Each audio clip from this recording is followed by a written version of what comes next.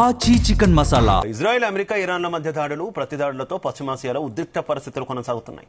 ఈ క్రమంలోనే ఇరాన్లోని నతాంజ్ అణుశుద్ధి కేంద్రంపై మరోసారి దాడులు జరిగినట్టు స్థానిక మీడియా వెల్లడించింది. అమెరికా, ఇజ్రాయెల్ దళాలు వైమానిక దాడులు చేశామని తస్నిమ్ వార్తా సంస్థ తెలిపింది. అయితే రేడియో ధార్మిక పదార్థాల లీకేజీ జరగలేదని, పరిసర ప్రాంతాల నివాసితులకు ఎలాంటి ప్రమాదం లేదని తెలిపింది.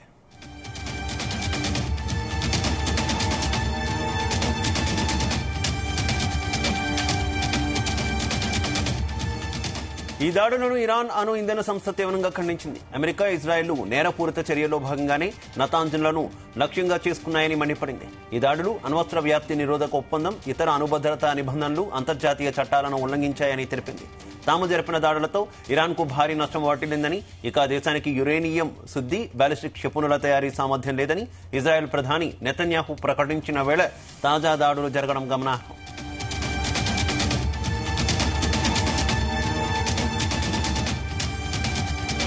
యుద్ధం ప్రారంభమైన మొదటి వారంలోనే నతాంజ్పై ఓసారి దాడి జరిగింది. అంతర్జాతీయ అణు ఇంధన సంస్థ ఈ విషయాన్ని ధృవీకరించింది.